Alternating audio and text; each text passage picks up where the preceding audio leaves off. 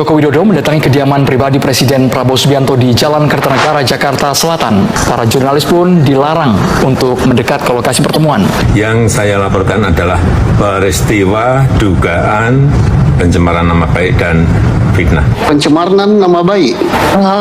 Saya tidak bisa memprediksi ya apa yang akan terjadi. Ya bisa saja ada yang menganggap bahwa Pak Jokowi mencabut karena takut ijazahnya terbongkar. Ya benar. Fokus politik publik sekarang adalah menunggu kepastian dari Roy Suryo CS untuk membuktikan kepalsuan dari ijazah Pak Jokowi. Sementara KPU sudah menunjukkan, KPU pusat, ijazah yang didaftarkan oleh Pak Jokowi yang oleh Roy Suryo dianggap justru itu yang makin menguatkan indikasi bahwa itu adalah ijazah palsu tuh. Ini sekarang ini nggak bisa ngeles lagi, nggak bisa dibantah lagi kalau kemudian nanti hasil analisis dari Roy Suryo dan kawan-kawan ini memastikan bahwa ijazah Jokowi itu palsu. Apa itu bukti yang kami terima dari KPU, Komisi Pemilihan Umum?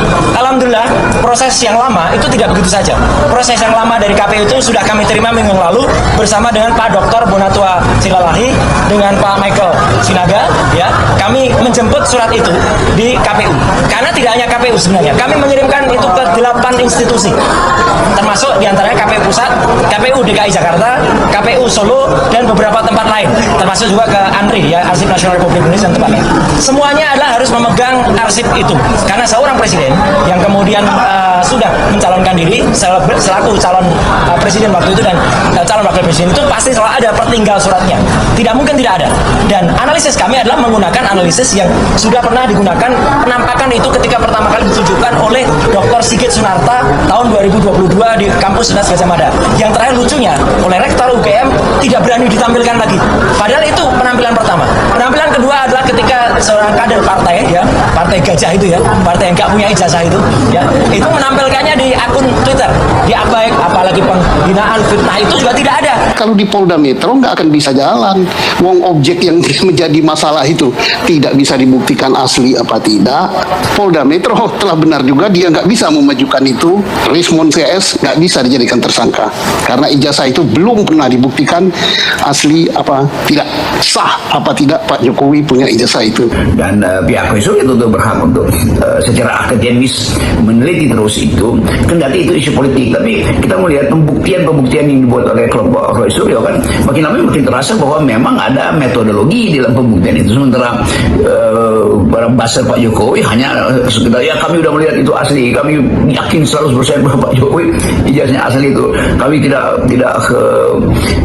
gentar untuk menghadapi tuntutan dari Roy Suryo CS. Sementara Pak Jokowi justru melaporkan. Kan mesti dilihat bagaimana tim buzzer ini atau apa istilah mereka itu, termul apa itu, berupaya untuk menghalangi riset akademis.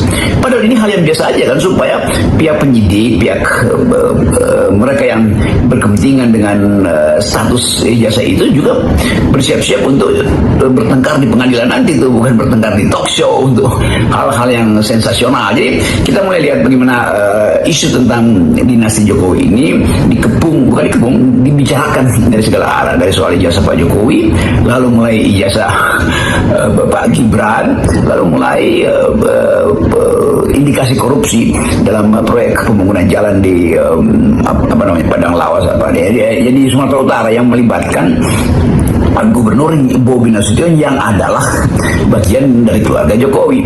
Jadi ini keluarga ada dalam sorotan publik. Saya kira itu alasannya kenapa, atau alasan yang paling masuk akal mengapa Pak Jokowi datang bertemu dengan Pak Prabowo. Kita harus sebut sebagai alasan yang masuk akal, karena banyak alasan yang tidak masuk akal justru, walaupun kita nggak tahu apa sebenarnya yang dibicarakan. Tapi yang paling masuk akal adalah seri ketegangan politik atau kegelisahan politik yang mengkaitkan tiga anak presiden Jokowi maksud saya di dalam kasus-kasus yang bersifat koruptif. Kan itu intinya, termasuk beliau sendiri kan, termasuk Pak Presiden sendiri yang soal ijazah itu udah bertahun-tahun ada di situ tapi tidak punya kesempatan untuk dibuktikan secara akademis. Nah, kelompok-kelompok yang berupaya untuk menuntun kembali demokrasi ke arah yang benar tentu menginginkan supaya soal ijazah palsu Pak Jokowi yang diduga palsu, soal ijazah palsu Pak Gibran yang diduga palsu, atau soal perilaku politik perilaku Pak Wapres itu dengan isu Fufafa, lalu kebijakan Gubernur Sumatera Utara yang potensi disebut sebagai korupsi itu dibuka di publik. Jadi itu mungkin sekali dengan kecepatan kita berpikir tentang isu-isu itu, maka kita ambil kesimpulan, walaupun kesimpulan tentatif, bahwa Pak Jokowi datang ke Pak Prabowo untuk membicarakan kasus-kasus itu. Memang publik menghendaki ada kejelasan soal kedudukan Jokowi yang masih ingin melanjutkan kekuasaannya melalui proksi-proksi dia itu. Demikian juga oligarki tentu mulai melihat peluang bahwa ya sangat mungkin Gibran dijadikan kuda tunggangan baru karena lebih mudah diatur, misalnya begitu kan. Kita mesti berpikir bahwa kapital itu pikirannya sederhana, selama investasinya itu terlindungi maka siapapun jadi presiden yang penting bisa diatur oleh kapital. Jadi sekali lagi ini keadaan yang sangat baik untuk pelajaran politik, bahwa isu-isu tentang dinasti politik Jokowi itu masih di situ. Sementara sebetulnya komunikator politik Pak Jokowi itu dangkal semua tuh, sehingga orang menganggap bahwa kalian ini basar-basar Pak Jokowi atau termul dalam bahasa yang neologistik. Ketika itu sudah kesebut, lu mau bikin apa? Lu bikin apa? Lu pernah pengalaman putus sama cowok? Pernah? Enggak ikhlas, enggak putus aja, mau ikhlas kayak kakak. Jadi pergi. Masa lu mau kemudian merendah? Oke teman-teman, kembali lagi bersama saya di channel video ini. Video kali ini menampilkan cuplikan diskusi politik yang melibatkan Adian Napitupulu mengenai berbagai isu krusial yang tengah menjadi sorotan publik di Indonesia. Berikut ini adalah poin-poin utama dari isi video yang telah kita tonton ataupun tanggapan-tanggapan para netizen Indonesia. Yang pertama, mengenai isu ijazah dan dinasti politik. Pembahasan mengenai dugaan ijazah palsu yang dikaitkan dengan Joko Widodo dan Gibran Rakabuming Raka, Adian menekankan pentingnya pembuktian secara akademis dan hukum, bukan sekedar perdebatan di ruang publik. Nah, analisis mengenai pertemuan Joko Widodo dengan Prabowo Subianto yang dikaitkan dengan kegelisahan politik terkait kasus-kasus korupsi yang menyeret keluarga presiden. Posisi politik PDI Perjuangan, Adian menegaskan bahwa PDI Perjuangan tetap solid dan tidak menutup kemungkinan untuk mengambil posisi sebagai oposisi dalam pemerintahan Prabowo Gibran. Ia menyebutkan bahwa perbedaan pendapat di internal partai adalah bagian dari kekayaan perspektif dan partai tetap fokus pada nilai-nilai perjuangan ideologis.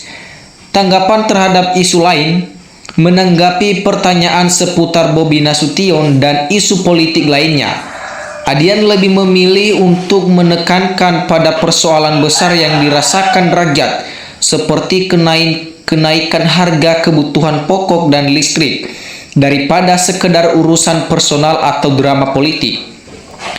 Respon netizen. Bagian akhir ini video berisi pembacaan komentar netizen yang memberikan dukungan kepada Adian Napitupulu atau sikap kritis dan konsistensinya sebagai aktivis, serta harapan agar PDI Perjuangan tetap menjadi penyeimbang di pemerintahan. Mengapa Adian menolak tawaran menteri? Nah, berdasarkan video tersebut disebutkan bahwa Adian Napitupulu menolak tawaran menjadi menteri karena ia merupakan sosok yang idealis dan berjuang tanpa pamrih. Disebutkan pula bahwa ia tidak rakus akan kekuasaan meskipun memiliki jasa yang besar dalam perjuangan politik sebelumnya. Bagaimana nasib isu ijazah di mata hukum? Terkait penyelesaian isu dugaan ijazah palsu, Adian Napitupulu menjelaskan beberapa poin kunci dalam video tersebut. Yang pertama, pentingnya pembuktian akademis dan hukum. Adian menyatakan bahwa isu ini perlu dibuktikan secara akademis dan melalui jalur pengadilan, bukan sekedar perdebatan sensasional di acara gelar wicara atau talk show. Yang kedua, kondisi di kepolisian. Menurut Adian, pihak kepolisian atau Polda Metro Jaya sulit memajukan kasus ini karena objek yang dipermasalahkan atau ijazah belum pernah secara sah dibuktikan keasliannya di mata hukum. Yang ketiga, hak konstitusional. Adian menekankan bahwa kelompok yang berupaya meneliti isu ini berhak secara akademis untuk terus melakukan pembuktian dan pihak yang terkait dengan status ijazah tersebut harus bersiap untuk menempuh proses di pengadilan. Mengapa Adian menyoroti masalah harga barang? Menurut Adian Napitupulu dalam video tersebut yang telah kita lihat, ia memilih untuk menyoroti persoalan seperti kenaikan harga kebutuhan pokok dan listrik karena baginya hal tersebut merupakan persoalan besar yang berdampak langsung pada kehidupan rakyat banyak.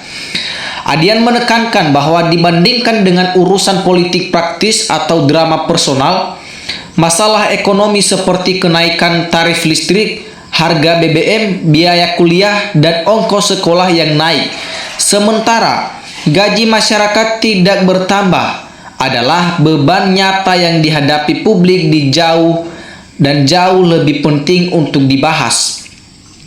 Bagaimana Adian menyikapi isu keluarga presiden? Dalam video tersebut, Adian Napitupulu menyampaikan pandangan kritisnya terhadap isu-isu yang melibatkan keluarga Presiden Joko Widodo sebagai berikut ini. Pertama, isu ijazah palsu. Adian menekankan pentingnya pembuktian melalui metodologi akademis dan proses hukum, bukan sekedar perdebatan sensasional di ruang publik. Namun di balik itu, ia menyatakan bahwa pihak yang berkepentingan harus siap menempuh jalur pengadilan agar status ijazah tersebut bisa benar-benar diuji secara sah di publik. Dinasti politik dan kasus korupsi. Adian menyoroti bahwa keluarga presiden saat ini sedang berada dalam sorotan publik karena berbagai isu, mulai dari ijazah, perilaku politik, hingga indikasi korupsi pada proyek pembangunan jalan yang melibatkan menantu presiden atau Bobi Nasution. Menurutnya, kegelisahan politik terkait kasus-kasus koruptif yang menyeret anggota keluarga presiden menjadi alasan yang paling masuk akal di balik pertemuan antara Joko Widodo dan Prabowo Subianto. Pertemuan dengan presiden. Terkait pertemuan tersebut, Adian menganalisis bahwa langkah tersebut kemungkinan besar dilakukan untuk membicarakan kasus-kasus yang membelit keluarga presiden di tengah keinginan publik untuk melihat kejelasan mengenai posisi Joko Widodo yang dianggap masih berupaya melanjutkan kekuasaan melalui proksi-proksinya. Kita lanjutkan teman-teman, bagaimana nasib koalisi PDI Perjuangan ke depannya. Nah, Adian Napitupulu memberikan beberapa pandangan mengenai posisi politik PDI Perjuangan terhadap pemerintahan Prabowo Gibran. Peluang menjadi oposisi. Adian menginformasi bahwa peluang PDI Perjuangan untuk menjadi oposisi sangat mungkin terjadi. Ia merujuk pada sejarah panjang Ibu Megawati Soekarno Putri yang pernah berada dalam posisi oposisi selama waktu yang cukup lama. Soliditas partai. Adian menegaskan bahwa hingga saat ini tidak ada teguran atau larangan di internal partai terkait wacana oposisi maupun penggunaan hak konstitusional seperti hak angket. Baginya, langkah tersebut merupakan bagian dari upaya mencari jalan agar keadilan yang dirasa hilang dapat dikembalikan. Menyikapi perbedaan, Adian memandang perbedaan pendapat di internal partai seperti adanya pihak yang lebih keras atau lebih santai sebagai kekayaan perspektif, bukan sebagai perpecahan. Nah, ia memastikan bahwa PDI Perjuangan tetap solid sebagai partai. Evaluasi internal meskipun terdapat dinamika hasil pemilu, Adian menyatakan bahwa partai akan melakukan evaluasi mendalam terkait kaderisasi dan keberpihakan pada rakyat, sembari tetap teguh dalam pertarungan politik. Ya, demikian saja cuplikan video kali ini yang telah kita saksikan saat ini. Terima kasih teman-teman. Salam NKRI harga mati.